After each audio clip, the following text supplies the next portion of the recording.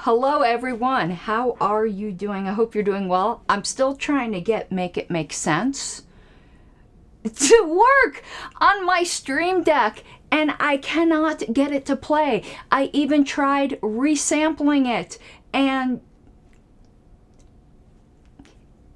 make it make sense. I just can't.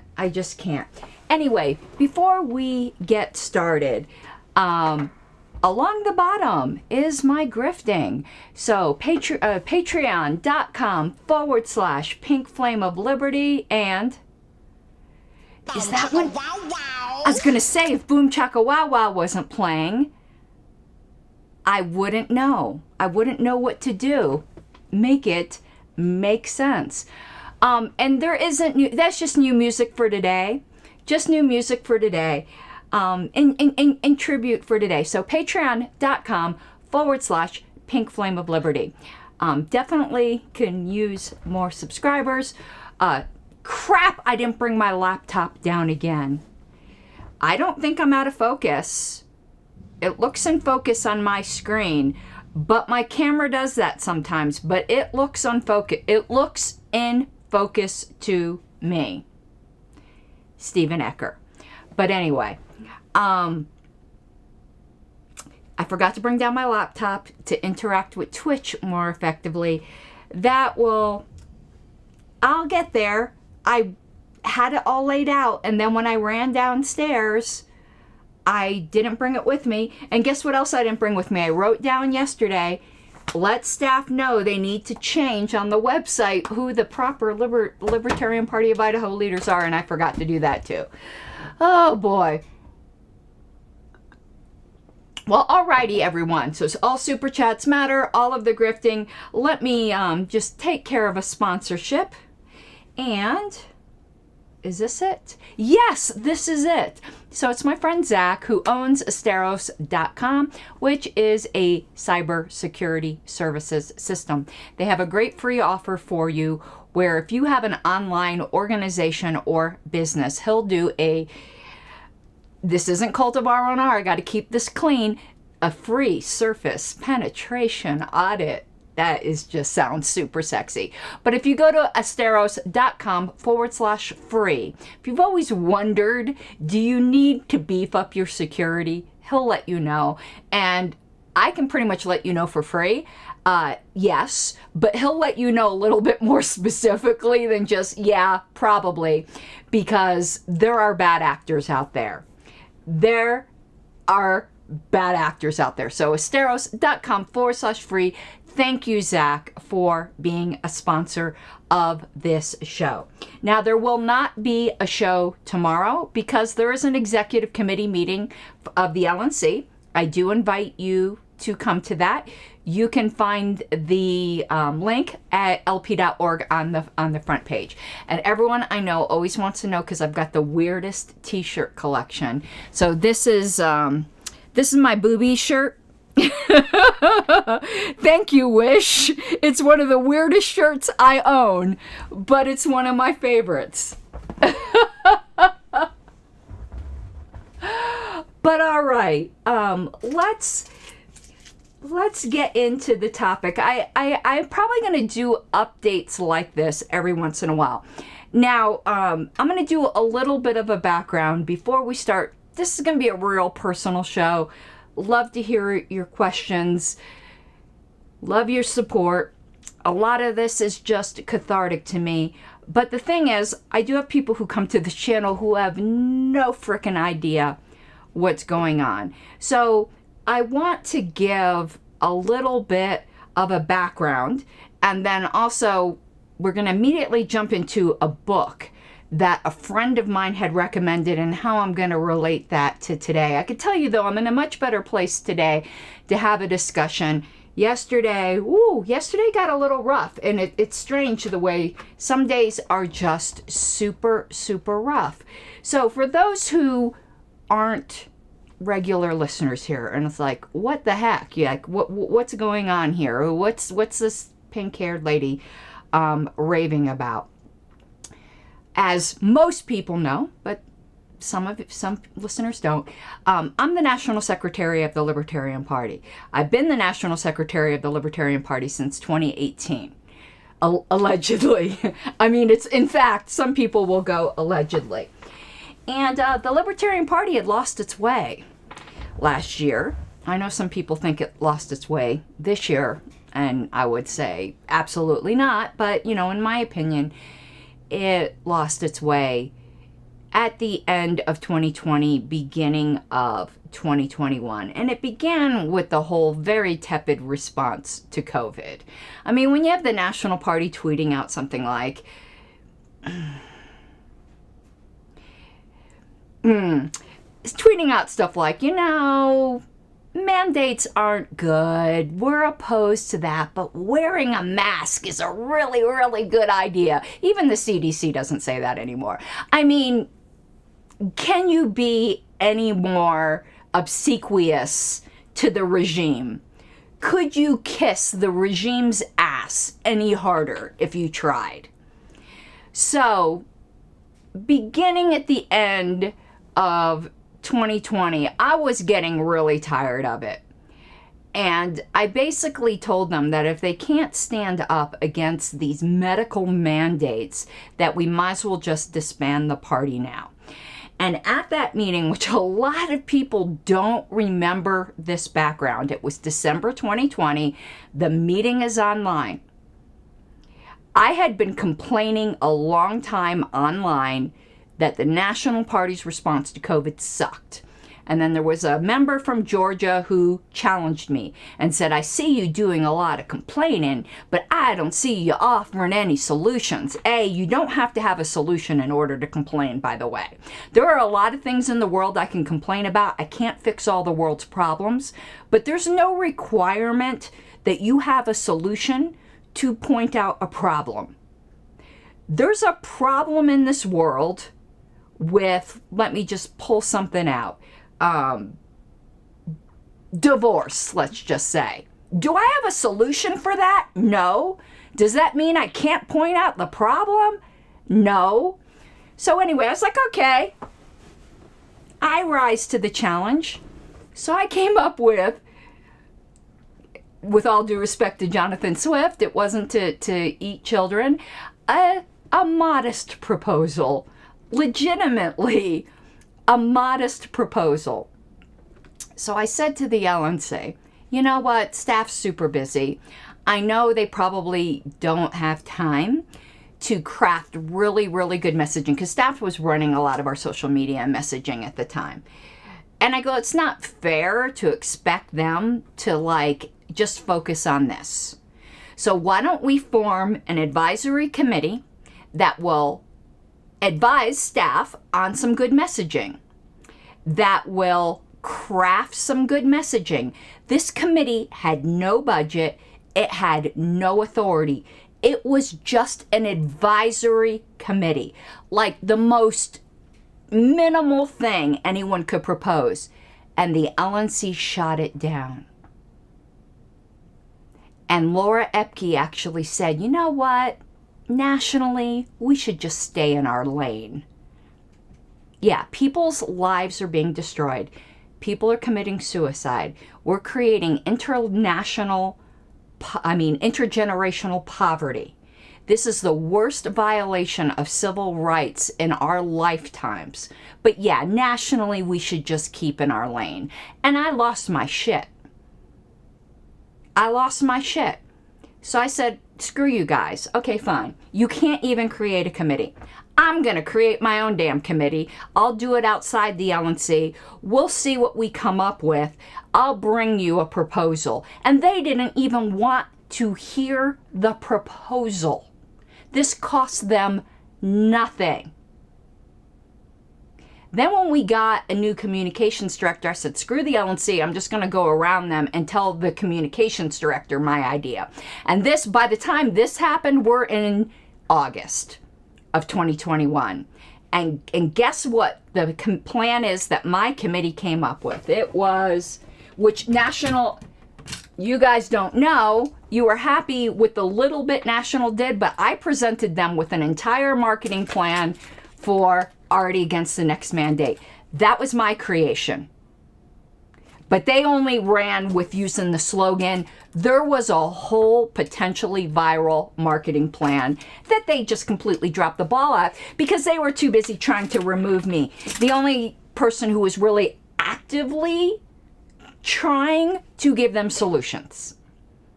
So don't ever come at me again with, oh, I see you complaining, I don't see you bringing any solutions, because you see what happened to me the last time I brought solutions.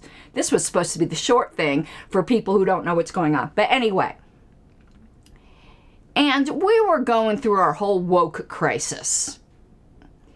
And our national chair at the time conspired with a yet unknown co-conspirator to try to engineer a secret coup of the New Hampshire party. And I wasn't going to let that shit happen.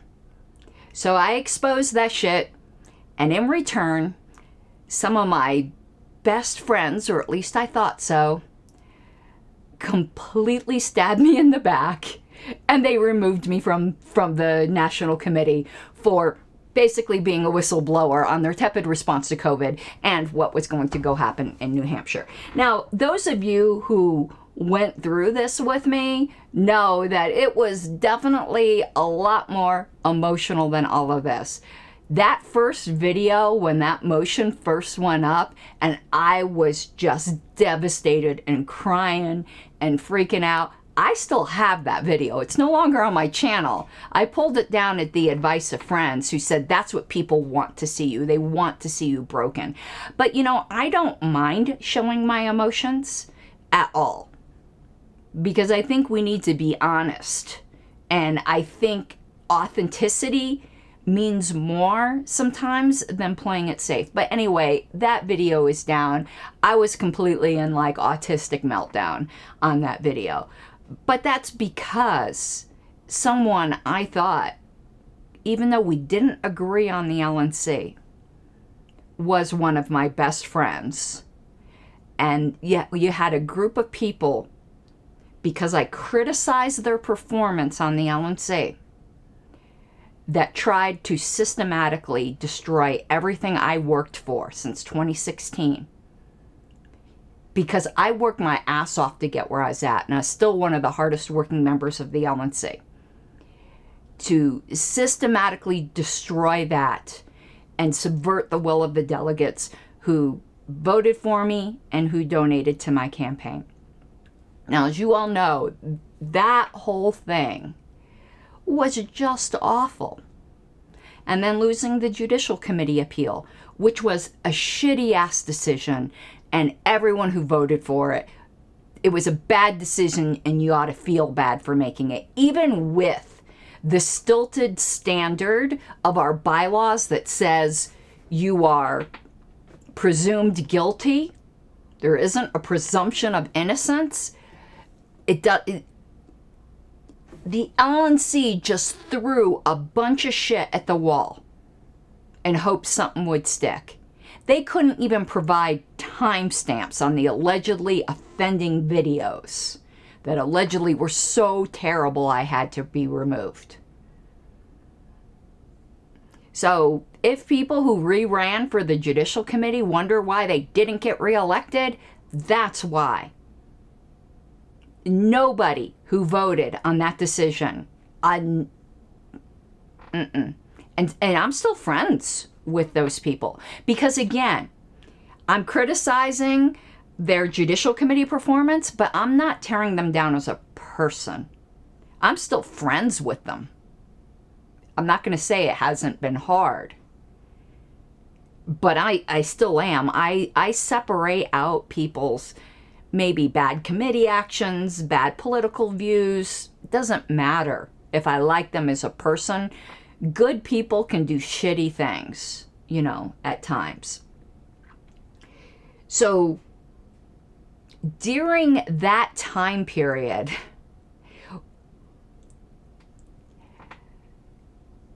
more days than not,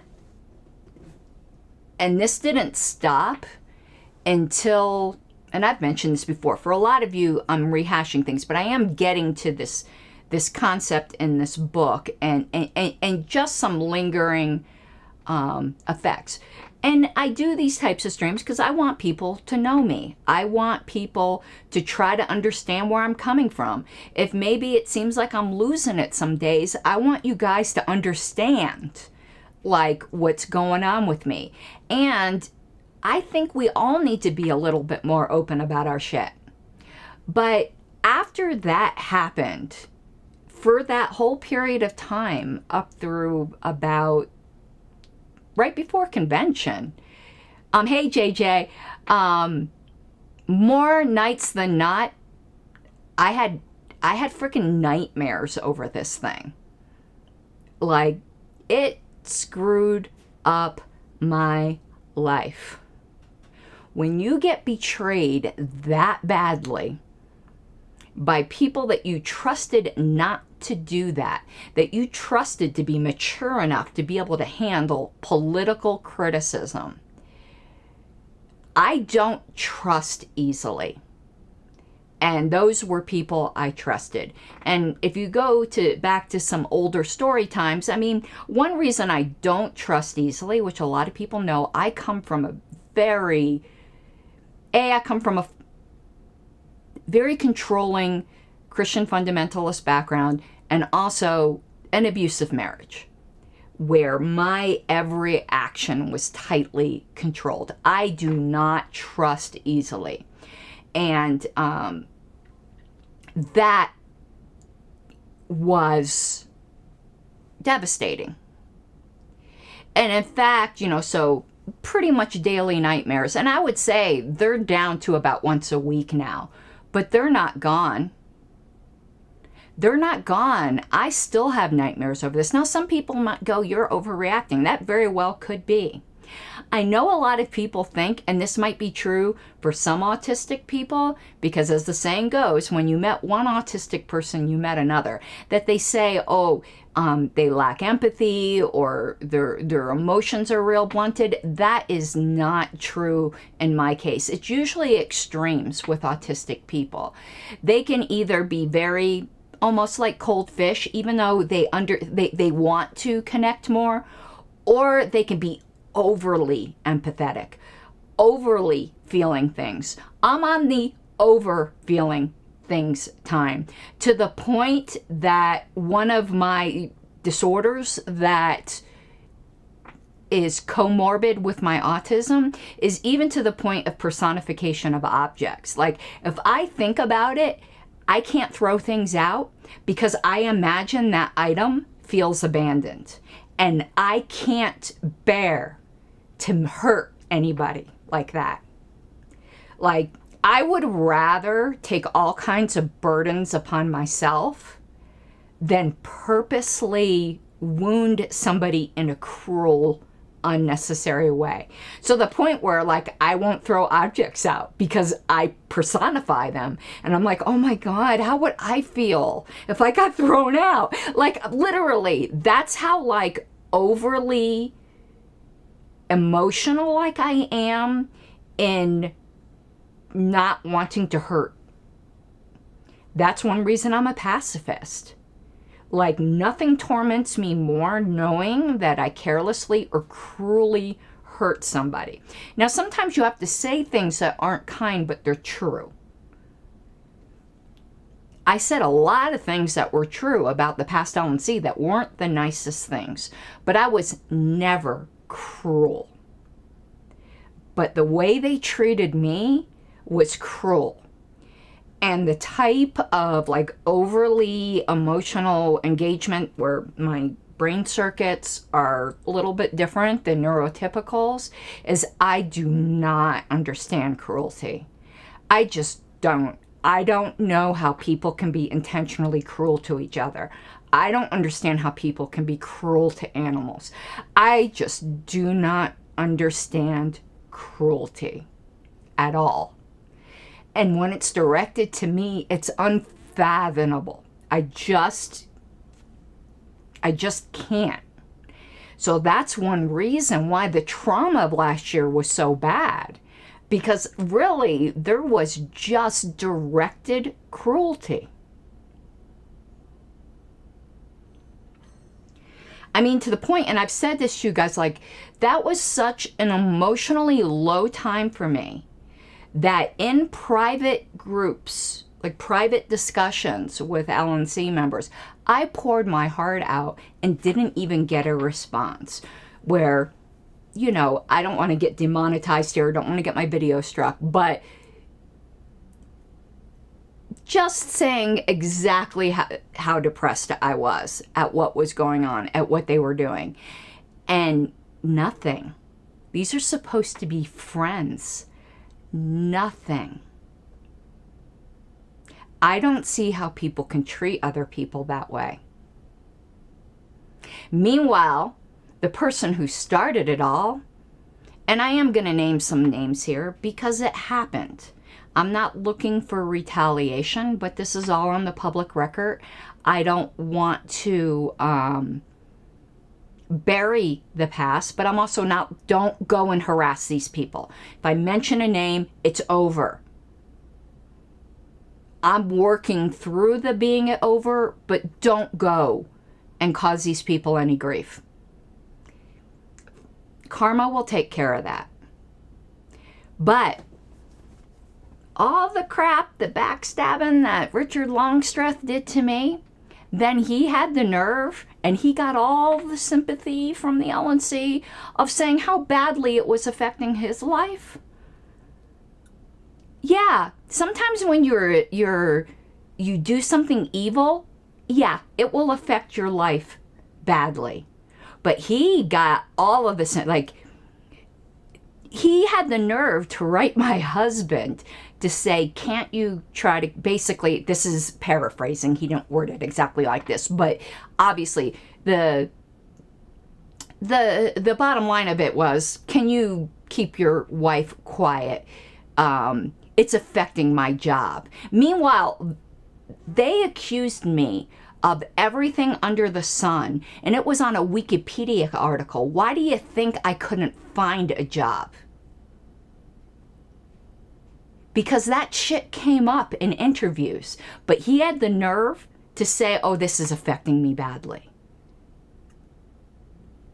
Hogarth did the same thing. Just a couple months ago, she actually said, you know, it's so hard on me how my relationship with her is severed. Oh, you backstabbing me was hard on you? Fuck you. So seeing those sorts of things just triggers the living hell out of me. But anyway,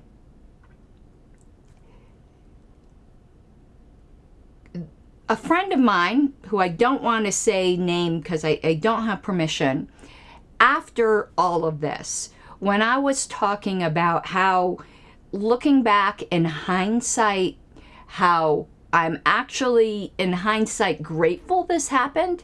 Obviously, you don't want bad things to happen, but I like to see the growth opportunities, and I liked isn't the right word. I'm grateful that I was able to, as I said, even at convention, I've said multiple times, to stand the test of standing up for my convictions and it actually costing something, because you really don't know if you'll do it until it actually happens. So in a weird way, it has been a blessing in disguise and has made me a better person, but I'm still very, very wounded.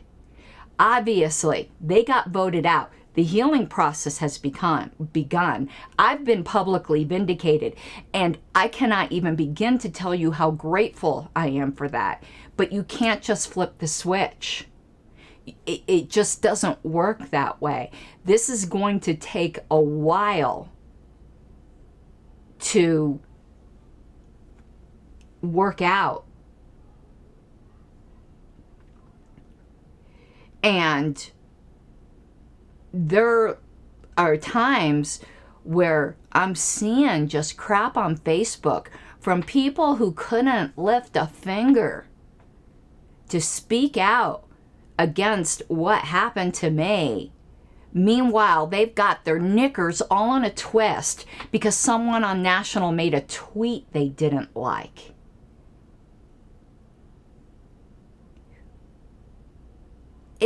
that's what had me going yesterday. And those of you who are paying attention to social media will know exactly what Facebook post I'm talking about. I'm not going to mention names here because, again, I'm not trying to drag this person. And it's not their fault that I can see something that makes it all come back.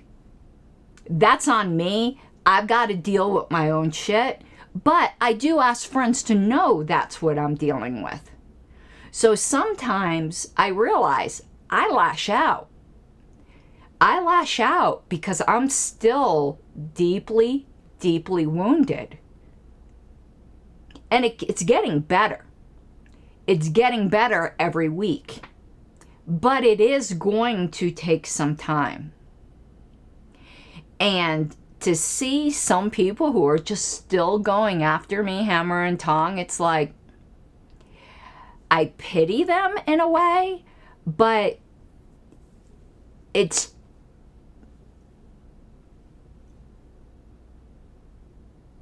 I just know that I could never do to anyone what was done to me. But the book my friend brought up that I wanted to talk about, and this is going to be a mini book review in here. I can't remember the name of the author, but the name of the book is Anti-Fragile. And what a fantastic book in a way, and a terrible book in another way. Maybe someone can look up who the author is. But he had this really, really interesting language question. And he had said, go and ask people, what is the opposite of fragile? And he goes, the words they'll give you are like sturdy, resilient. You know, I'm sure you guys could come up with some things that you think are the opposite of fragile. And he points out, and I'm convinced he's correct, that we actually don't have a word in English that is the opposite of fragile. Because he said, like, when you mail a package that has something in it that's fragile, you put on it fragile, handle with care. He goes, the opposite of fragile would be that you'd write on the package, handle this as roughly as possible. And you expect when the thing gets to its destination, rather than it being shattered in a million pieces, it's actually stronger. Things that are sturdy can withstand roughness, but they don't get better. Something that's fragile is something that breaks with roughness. Something that can withstand roughness isn't the same as being the opposite of fragile. The opposite of fragile is things that get better when they're treated roughly. And the reason my friend wanted me to read this book is he had said that I had demonstrated he didn't word it this way, but basically he said, when I hear you talk where you say that this experience made you a better person, and I've watched that you never gave up. You continued to do the secretary job because you insisted that this was a wrongful removal, and your behavior comported with that the entire time. I still did minutes. I still did everything I could do. And it was a character building exercise. And he recommended that I read this book because he said that that experience, what I experienced, was the opposite of fragility. That the rough handling made me better. That some people grow through adversity and other people are broken by it. And he had said to me, basically, you grew through adversity. You were made better through adversity. Now, that's true in a point. I do think it is a character growing exercise, but it's not entirely true. And that's why I entitled this stream Fragility and Anti-Fragility. So I do think that there is a nugget of truth there. And I think all of us have seen people go through really, really hard times. And we've seen people get broken and never come back. And that easily could have happened to me. And I think that's what they expected. I think they actually expected me to go away.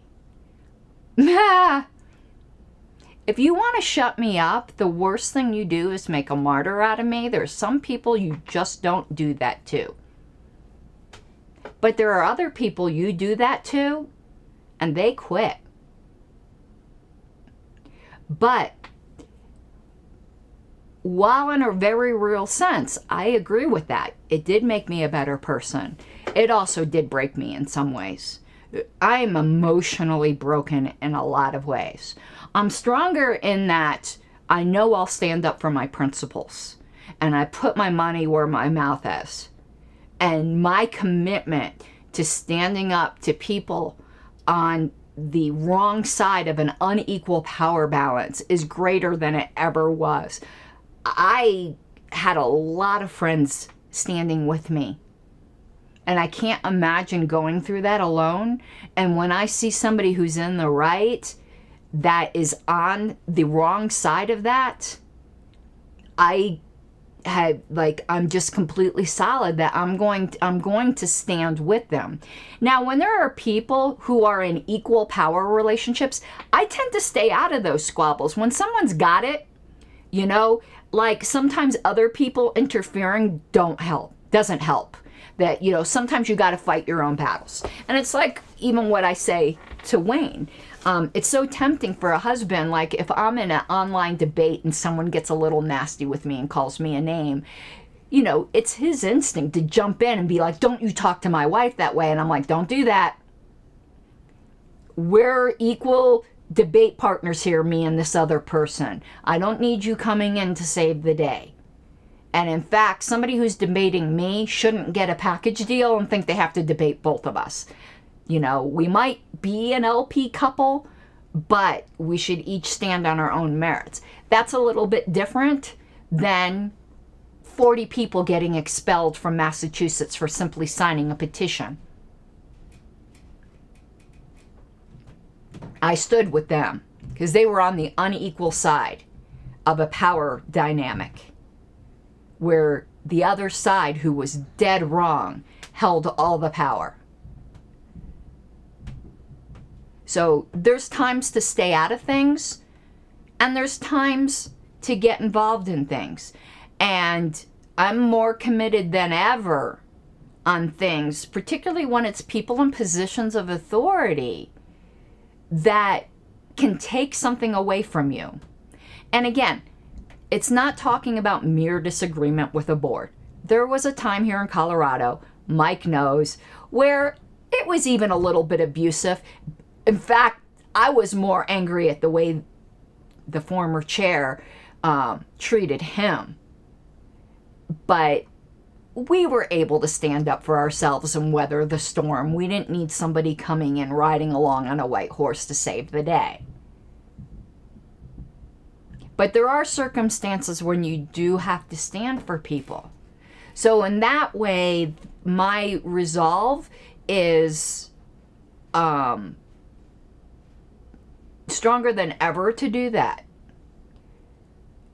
And I'm not going to, again, I don't share things unless it's somebody who's a public figure, but I got a text the other day, and perhaps the person will be listening, just out of the blue, and it made my day. I got a private message that said, thank you for X.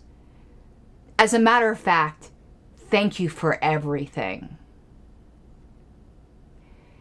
And I live for those things because that makes it worthwhile. Because people who are getting the wrong end of the power stick, they know when someone doesn't have to help them, helps them, and wants absolutely nothing in return. Because I don't do things to get something in return. I do it because I think it's the right thing to do. So there's the anti-fragile side, but there's also the fragile side. And I like to open up to you guys to let you know that I'm still not over it. Like, you may even notice that, and perhaps this is for the good, but it's not good the way it feels inside, but maybe it will grow me even more as a person. Like, you may have seen, like, there's been points that come up on the LNC list where you expect me to jump in, and whoop, why am I shutting my mouth? Because I want to? No, because I get like the sweats. Like, even though I know this LNC would never do that to me, I get a primal fear out of even speaking up because of what happened for me speaking up. Because you want to know what the example was? Like, this is, like, to me, the most innocent thing. Yeah, was it strong word? Yeah, but I'm strong. I word things strongly. You want to know what the example that was given to me? I'm like, well, what did I say on the LNC list or to the LNC members that was so terrible? And here's the example Susan Hogarth gave me. She showed me a post where I said, this is Oregon all over again, and it's our fault. That was the terrible, oh my God, how will you ever survive? So you start feeling so gaslit, like, is that really that terrible? So I find that I'm even self-censoring out of fear. Out of fear that this could happen to me again. And I know this LNC wouldn't do it, but it's a primal thing. It's a primal thing once you know that this can happen. So I guess in some ways I'm saying, even on social media, you see me getting a little, I don't know, I get a little snippy sometimes. Or I get a little just like, I don't even know the right word for it, but it's like, just say, yeah, snippy snappy. Cut me a little slack. I'm still dealing with a lot of stuff. And I realize that sometimes I get very protective. Like, someone will say something and I take it the wrong way because I'm protecting myself. And I snap. And that person didn't mean it that way. And then in hindsight, I could go, oof. But, you know, when you're hurt, you guard that injury until it heals. And that's still what I'm doing. I'm still guarding my injuries because I'm waiting for them to completely heal. And it's better, but it's not completely better. And I had mentioned the other day, like, I'm having a really hard time with my job right now. I was fortunate I was able to get a job. Hopefully, you know, everything will smooth out. But I'm having a really hard time, and it's all me. I'm having a really hard time because I don't trust. I don't open up to people. And I think my coworkers just think I'm a complete cold fish. Like, I keep to myself. Like, I'm very just quiet and, like, standoffish is probably the word. Because that whole incident, unless I already, like, had a relationship with you, it's really, really hard for me to form that bond of trust. Because, again, people don't realize at one point in time, my two best friends in the entire world were Richard Longstreth and Susan Hogarth. You wouldn't know that, though, would you? And I was really good friends with John Phillips and Aaron Adams. But I didn't know them personally as well as I knew the other two personally. And who were some of the people that were the absolute worst to me? So I don't trust well. And it's really affecting my relationships. And I don't want it to be that way. And I'm trying to get better, but it's hard. It's super, super hard. So, this was just letting you know that, well, I've said, and I know a lot of people have laughed at me for this, and I don't really care. And I'm not trying to minimize people who have gone through like some, to me, this was a big deal. If you've ever worked really, really, really, really hard at something and you did the right thing and then, got punished for it, maybe you can understand where I'm coming from. But I'm not trying to minimize like people who have been through like freaking actual war, like overseas, or lost a child or something, just like, oh my God, I just can't even imagine. But in my own way and in my own situation, I am dealing with PTSD. That's exactly the symptoms that I'm going through. And it's getting better, but it's not entirely there. And I just wanted you guys to know that. And also to let you know, if you're going through something, because most of us are, it's okay.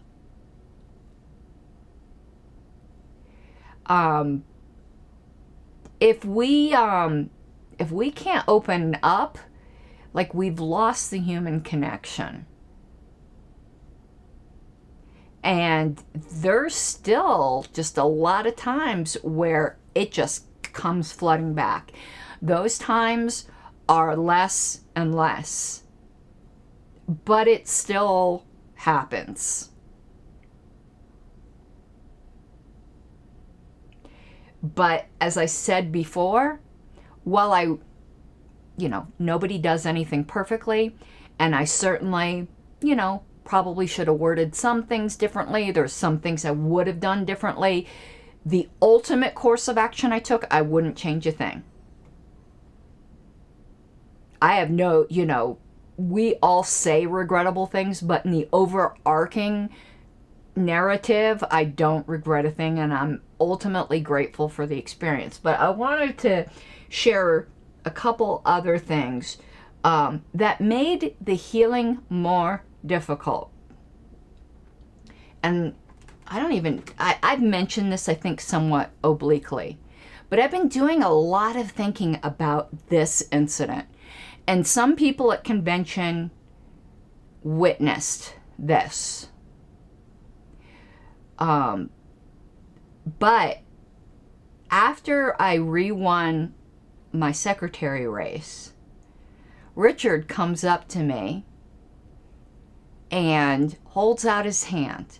Now, just know in your head that I had resolved that I was never going to forgive him or Susan or the whole lot of them.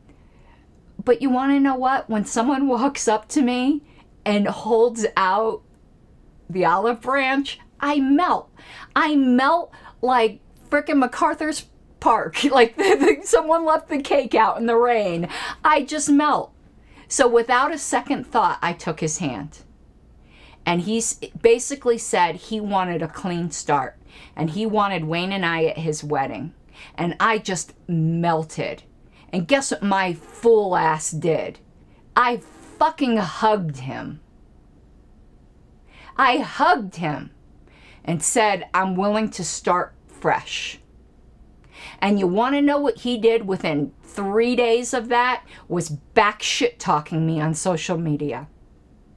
And that just reopened it all over again. I wish I just looked at him and walked by.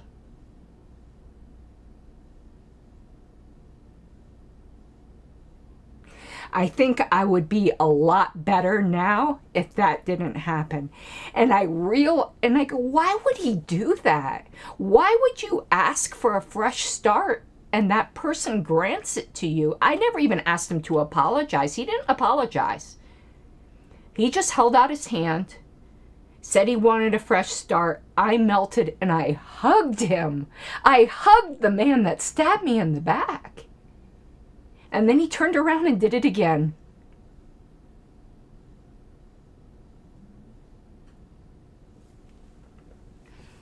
I would be a lot better today if that didn't happen.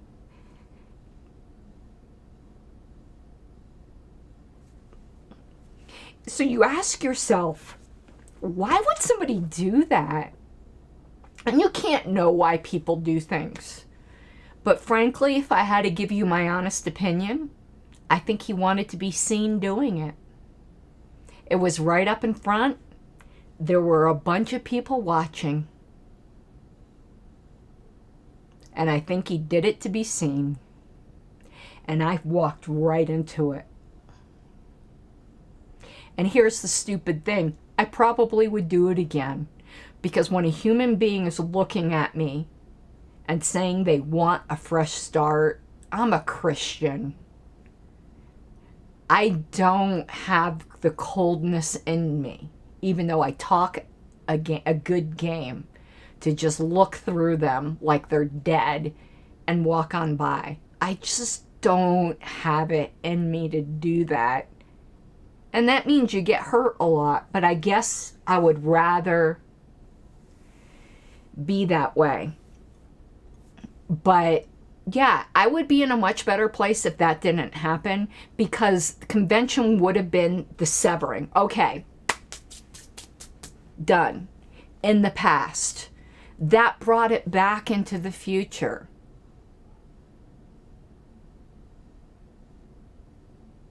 And then to see Susan going on, like using, I grieve for our friendship. You grieve for our friendship? You're the one who torched our friendship. You stabbed me in the back.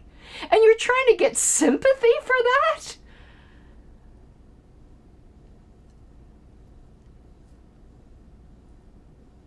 And then some people are like, you know, you're still going on about all of this. Well, I'm not a robot. Wait, so I'm just supposed to just...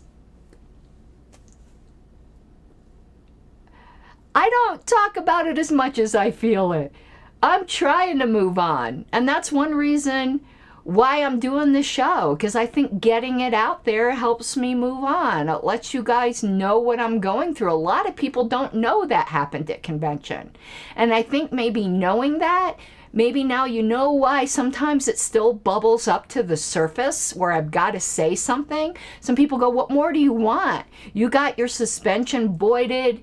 You got reelected. What more do you want? And I cannot tell you how grateful I am for that.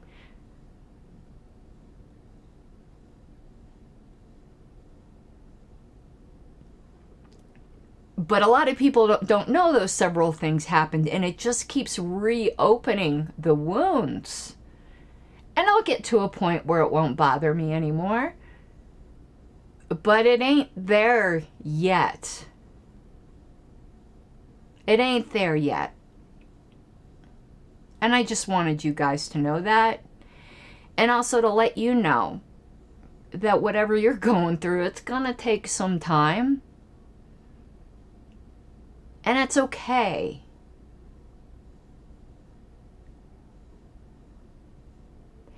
And I think that's pretty much, I guess, really, I just wanted to, like, do my little story time. Just to open up a little bit to you. To let you know, it's easy to see this stuff go down in social media. It's easy to see this stuff go down on paper, but there are real human beings behind all of this.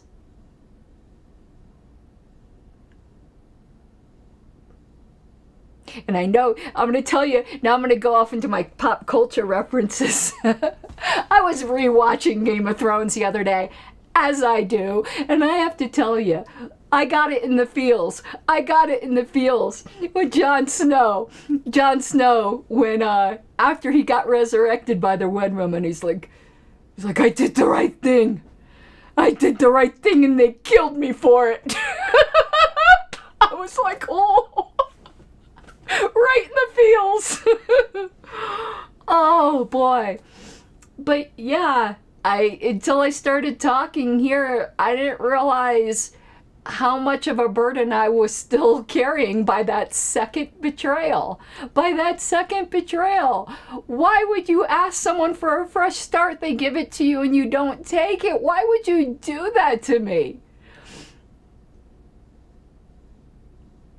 And to say, I want you at my wedding.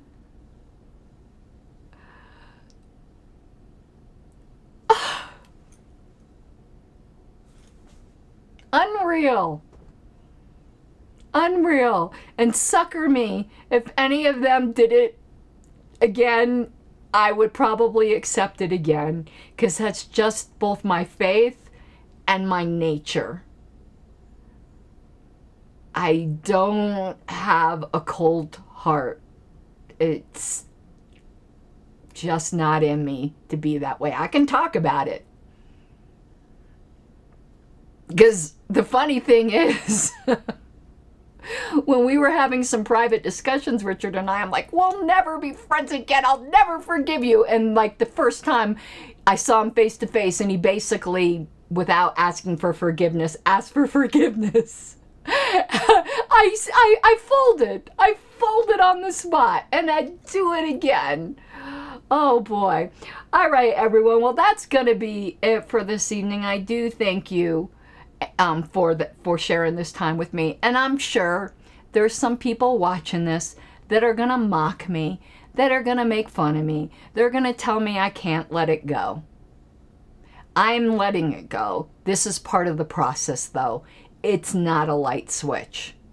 I am so much better than I was in May. And I'm hoping that in December, I'll probably do another update. I'll be even better then. And I'm hoping come a year out from now, it'll be gone, or nearly. But as somebody had said here, you know, where they were dealing with grief from losing a loved one, I hear you. I lost my mother, it's over 25 years, and I can feel it like it's yesterday. So yeah, that's true. There will probably always be a pang, but it won't be so raw like it is now. But it's still, on some days, pretty damn raw still. But anyway, have a good night, everyone. Thank you. And no show tomorrow. There's an LNC meeting tomorrow. Hopefully there will be a show on Friday, which is the LNC update, hopefully. And obviously over the weekend, we have House of the Dragon, episode 2, which is a Twitch-only live stream. So is the LNC updates, Twitch-only live stream. I do upload the recording to YouTube later, but the live stream is Twitch-only. But all right, everyone, I love you. I hope you have an awesome night. Bye-bye.